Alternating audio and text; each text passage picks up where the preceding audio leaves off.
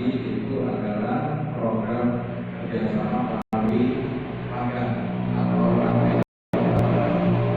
Di sini sudah saya siapkan, mungkin nanti kita sesinya pemahaman terlebih dahulu, nanti diperbolehkan kalau memang ada yang mau ditanyakan atau mau sharingkan, maka bebas.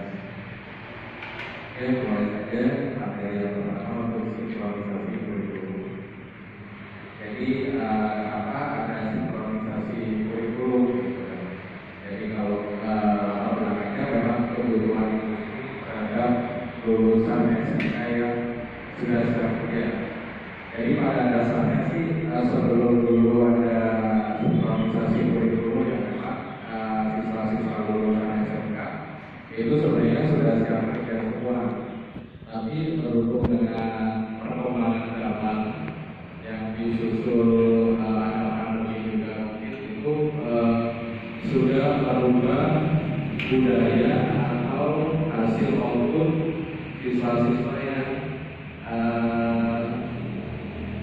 semuanya ya SMK, SMP, SMA mulai tahun 2020. Jadi terdapat kemunduran yang cukup lumayan karena memang program tatap muka di sekolah itu sudah berkurang. Lalu kebanyakan belajarnya online. Jadi mungkin lulusan tahun 2020 sampai 2023 agak susah bersaing di lapangan untuk saat ini. Jadi ketika yang sering saya temui ketika interviewnya itu rata-rata tipir. Jadi tipir itu kayak yang memang sudah ada kayak tadi di internet seperti yang sudah ada contohnya. Tapi ketika dikasih pertanyaan dan didalami lagi itu belum bisa menjawab secara tegas. Terus jawabannya juga belum seberapa meyakinkan. Nah, dikhawatirkan ketika lulusan yang mungkin ini tadi masuk ke interview pertama, oke lolos dari sini lolos, ketika masuk ke interview kedua jadi kasihan dari siswanya akhirnya belum bisa masuk di tempat kerja.